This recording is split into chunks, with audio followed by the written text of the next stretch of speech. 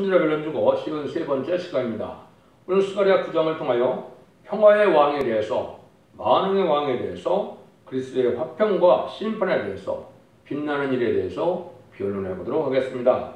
본장은 8장과 같이 이 땅에 새로운 시대가 올 때 평화 왕국의 왕은 그리스도라는 것을 가르치는 말씀인데요. 그런데 나귀를 타고 오시는 주님은 겸손과 평화의 왕뿐이 아니라 심판주 되시는 예수님이 된다는 사실을 알아야 한다는 것입니다. 심판하고 평화의 새 시대가 온다는 것인데요. 그런데 정통 이스라엘 사람들은 심판주 예수님의 역사는 모르고 초림주 예수님으로 구세주에 오시는 예수님만 알았던 것이죠. 그래서 지금까지도 주님을 구세로 영접하지 못하는 흑암에 빠진 것인데요. 그런데 예수님이 이 땅에 오신 목적은 왕국 건설하러 오신 것인데, 왕국 건설은 그냥 이루어지는 것이 아니고 심판 후에 이루어진다는 것이죠. 그걸 우리가 알지 못하면 하나님의 섭리를, 또 하나님의 사랑을, 그리스도의 사명과 또 사랑을 잘 알지 못하는 것이 되죠. 1절에서 4절입니다. 여호와의 말씀의 경고가 하드락 땅에 임하네 다메섹에 머무르니 세상 사람과 이스라엘 모든 지파의 눈이 여호와를 우러러 봄이니라.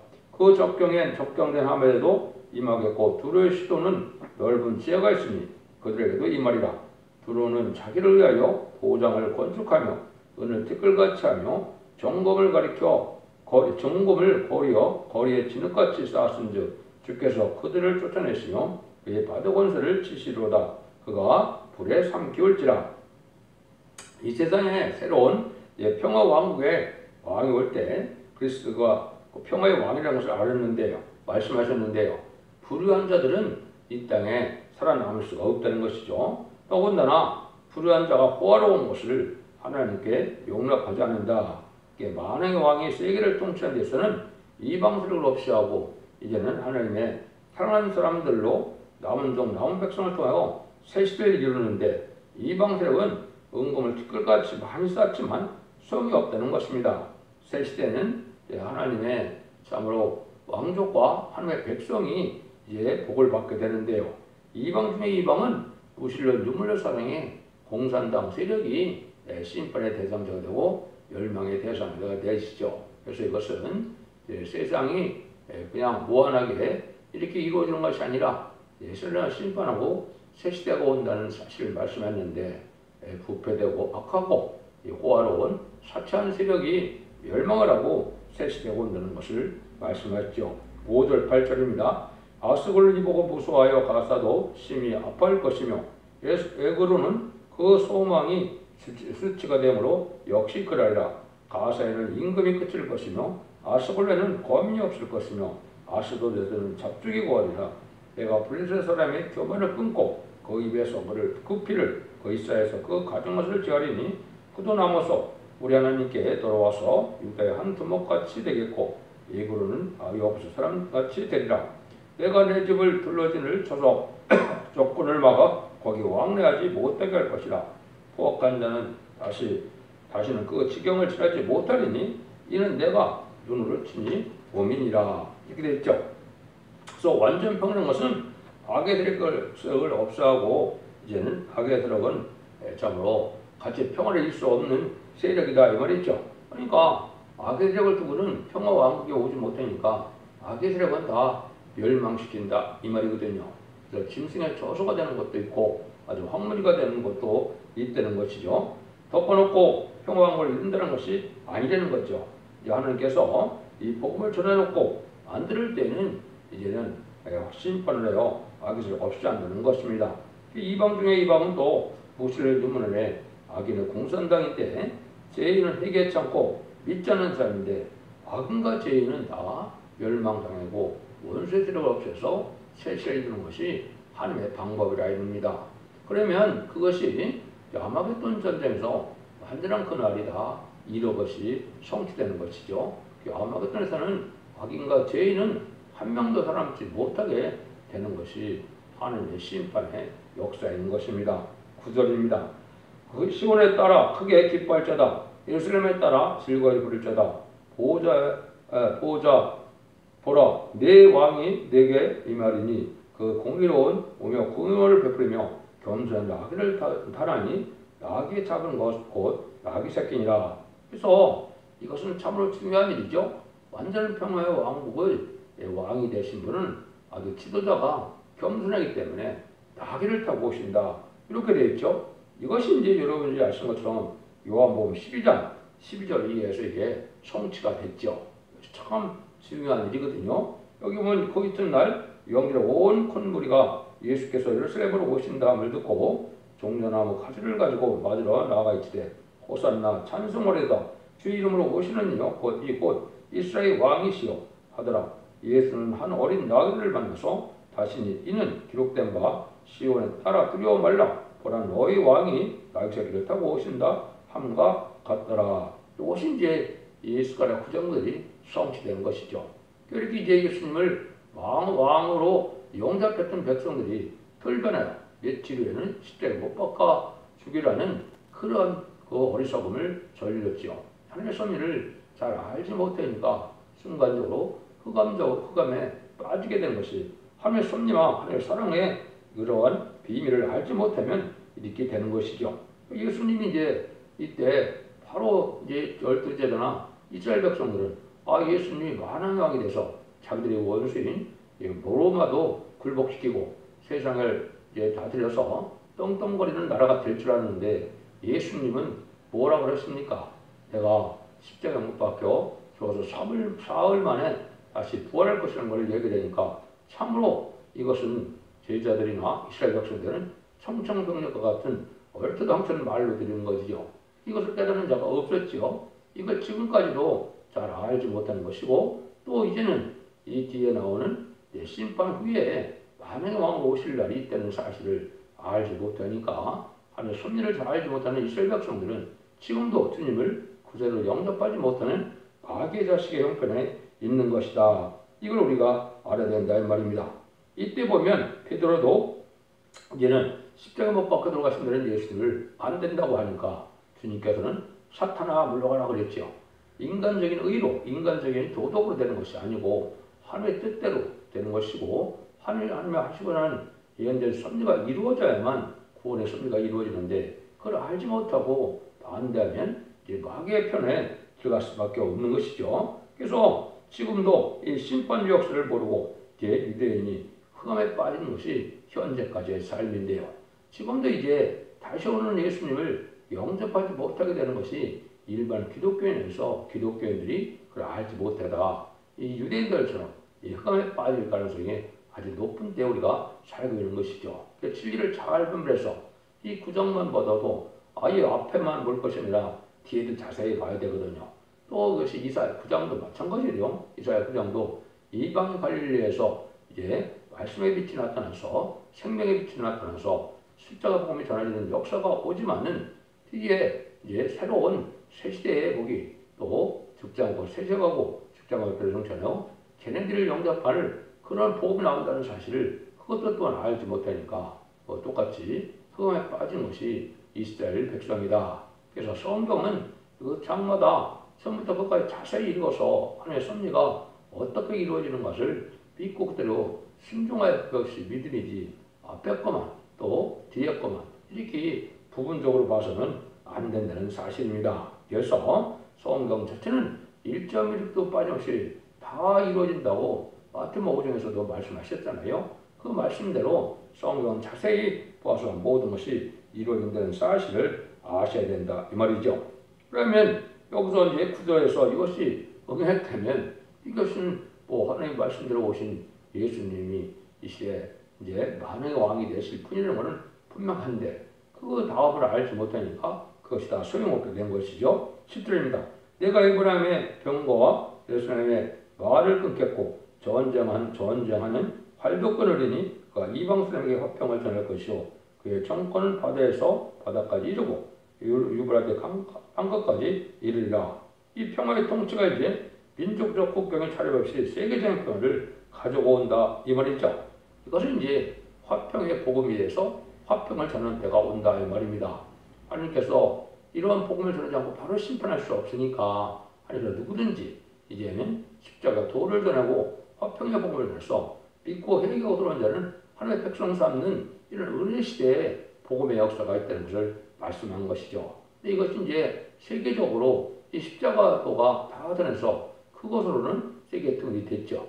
하지만 진정한 것은 이제 그 세력이 없어지고 완전한 평화왕국이 이런 것은 심판의 역사가 또 있다는 사실을 아셔야 된다 이 말이거든요. 그래서 하나님께서는 하나님과 인간과의 화평도 원하시고 인간과 인간 사이에도 화평을 원해서 진정한 화평한 나라를 이루는 것이 하나님의 뜻이거든요.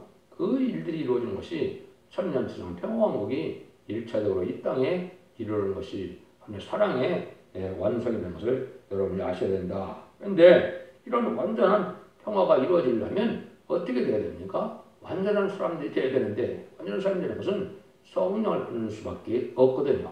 그래서 만민에게 부어주는 성령을 받은 중생받아서 하나님의 백성이 되지만 하나님께 인간종을 인체에서 받는 7명을 받으면 완전한 이제 인간이 돼서 하나님께서 신과 같이 여길 수 있는 그런 종들이 된다 이 말입니다. 세상 권세가 당할 수 없고 마귀의 세계가 당할 수 없는 이러한 일들이 이루어져야만 이 땅에 완전한 평화의 나라가 이루어진 사실을 이 시대에 참으로 숨은 비밀이고 중요한 비밀인데 이걸 또 알지 못하고 있단 말입니다. 그래서 이방인에게 화평을 전해서 이제는 고난의 시대도 있지만은 그것으로 끝이 아니다 이 말이죠. 그래서 그 일들을 우리가 잘 알아야 됩니다. 그 일도 쉬운 일이 아니니까 베드로에게도 어떻게 했어요? 환상을 봐서 보자기에게 이제는 가정한 짐승을 먹으라 그러니까 속돼서 못 먹겠다 그러니까 주님께서 뭐라 그럽니까?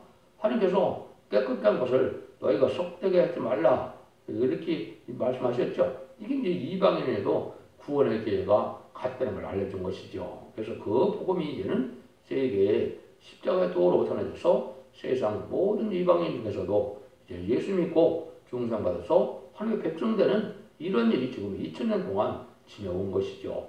이것이 하나님의 섭리가 이루어지는 과정인데요. 근데 11절에 보면 이제 어떤 일이 벌어지느냐 17절에서 13절입니다. 또 너로 말할진대 네 언약의 피를 인하여 내가 너의 갇힌 자들을 물 없는 구덩에서 놓았나니 소망 품은 갇혔던 자들이 너희는 보장으로 돌아갈지니라. 내가 오늘날도 이러노라. 내가 베냐민에게 갚을 것이라. 내가 유다로 당긴 화를 삼고 에브론을 먹인 살을 삼으리니 시온아 네가 제 자식을 격동시켜 헬라 자식을 치게 하며 너로 용사의 칼과 같게 하리라. 이렇게 말씀하셨죠. 여기 이제 중요한 말씀이 있는 것이죠. 그래서 이것은 언약의 피로서 재계 구름 중에서 구원하는 사함의 권수도 구원하는 역사도 있지만은 인간적 말에는 여기 무슨 일이 있느냐. 내가 유다로 당긴 화를 삼는다 그랬죠. 이게 참 중요한 말이거든요. 이것은 이제 하나님 택한 백성들이 이제는 예수 믿고 충성한 씨를 다해서 임마짐으로 이제는 임마진 14만 4천 명의 변화 성도가 되는 것이 유다로 당긴 화를 삼는 건데요. 이게 이제 인간을 말세의 사망자가 돼서 백마탄 군대가 되어서 예수님이 시상을 때 백마탄 군대가 아무튼 최종 승리할 그의 병기로 이제 군대로 장성된 믿음의 분량을 채운 자들을 뜻했는데요. 이것이 참 중요한 일이거든요. 이것이 계시록 6장에 보시면 뭐라 그럽니까? 6장 1에 백마탄 자가 활을 가졌는데 많은 멸류관을 가졌죠. 이 활을 가졌다. 이게 이제 14만 4천 명이 되는 것이죠. 그 백마탄 자는 우리 주님이시고 14만 4천 명은 백마탄 군대가 되어서 멸류관을 받았다. 이것은 승리의 왕권을 받았다는 뜻이고 이기려고 하더라 그랬죠. 예수님께서는 사함의 권세를 이겨서 십자가에 들어가셨지만은 부활 승천하셔서 이제는 성령을 보여주시는 그런 주님이시죠. 그것이 이 자리로 이긴 것이고 이 세계 꽉 찬 마귀의 정마의 산대력을 멸망시키는 것은 아마겟돈에서 최종 승리하는 것이죠. 미가의 천사장은 용마귀를 무성하게 가르고 짐승의 세력인 공삼당을 들였고 회개치 않은 악인과 죄인들은 다 멸망시키는 것이 이게 이기려고 하더란 말씀 중에서 왕국 건설을 이룰 때 백마탄 군대가 되어 아마겟돈에서 최종 승리할 것을 말씀하는 것이죠.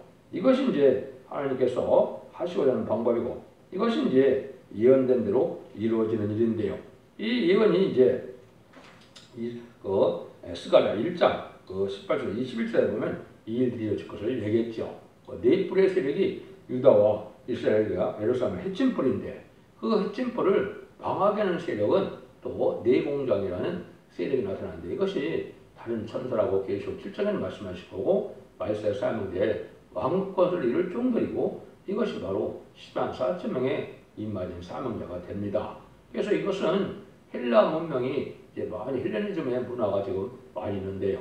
이 시대가 흑암이고 마귀술이고 참된 주님을 영접하지 못하게 하고 참된 신앙 노선을 들어서게 못해서 주님 중심으로 말씀 중심으로 또 죽지 않고 세시하고 죽지 않고 편성천하는 이 복음의 빛을 알지 못하게 하는 것이 이게 흑암의 세력인데요. 그것이 어떻게 나타나느냐?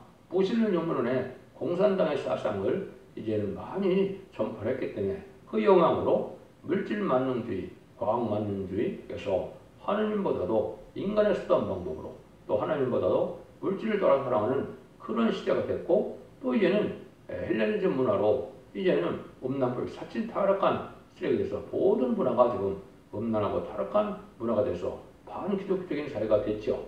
또 인간들은 그러면서 인간의 지식과 지혜가 발달함으로 인간의 지식으로 하나님의 섭리를 깨달지 못하고 하나님의 구원의 사랑의 비밀을 알지 못하는 세상이 되는데 이것이 다 흑암에 잠긴 세상이고 어둠이 만민을 가리는 세상이 된 것이죠.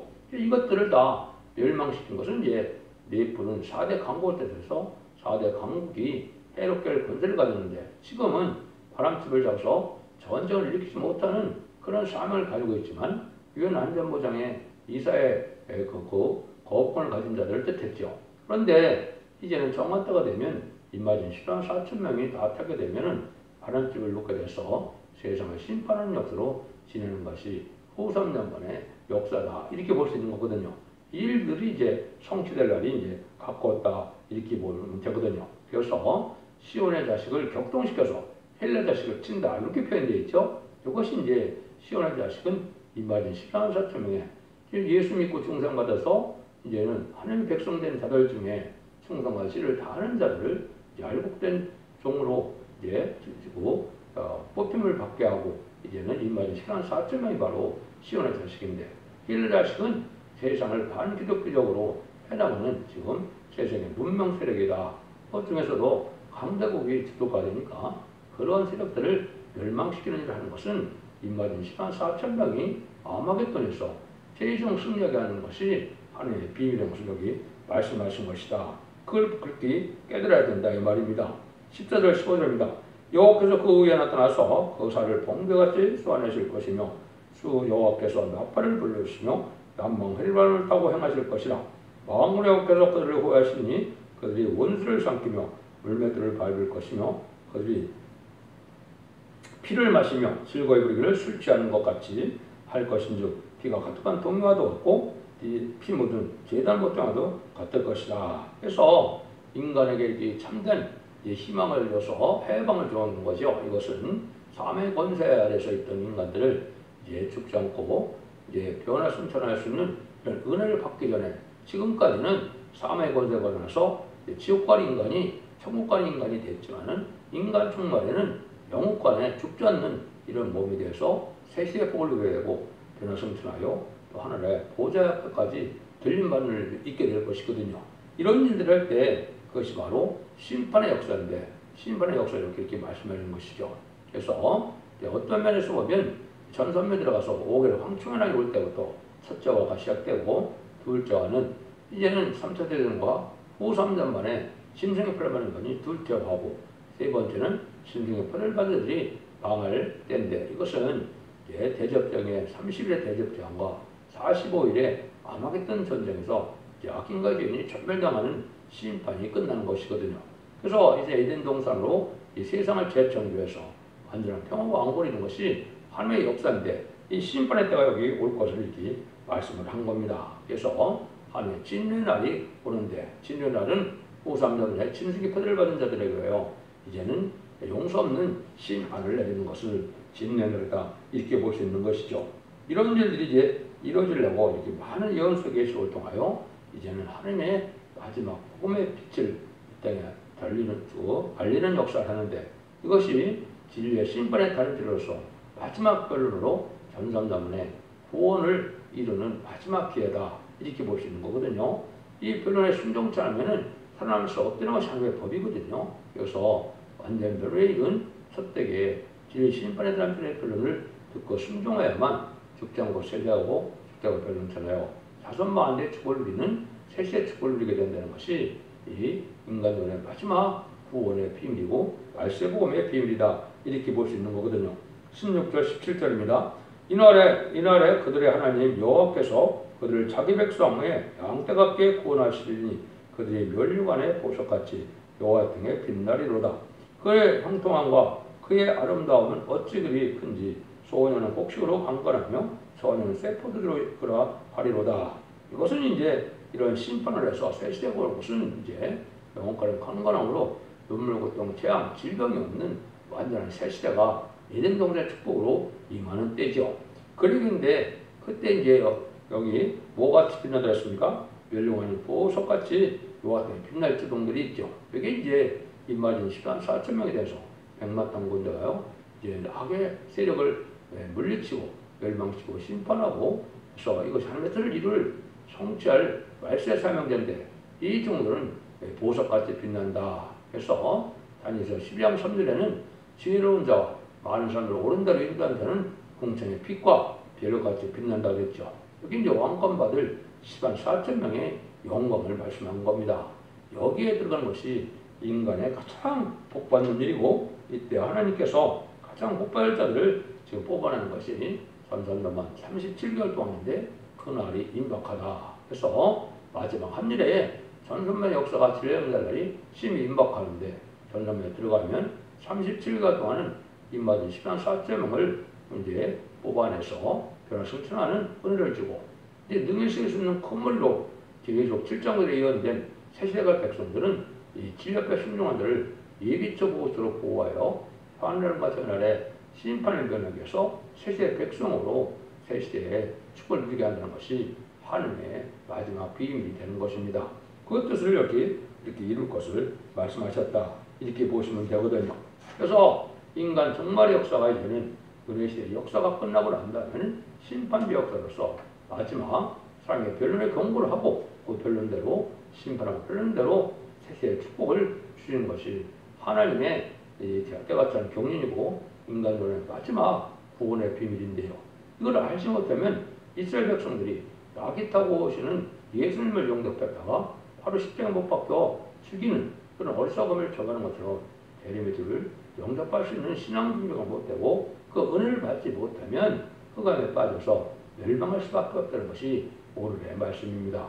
여러분들도 완전 변론의 첫대의 역사의 변론을 듣고 순종함으로 얘는 죽장과 세시하고 직접과 멸성천하여 자손 만대 축복을 이루는 복된 종들과 성도님들 다 되시기를 예수님으로 간절히 축원드립니다. 아멘.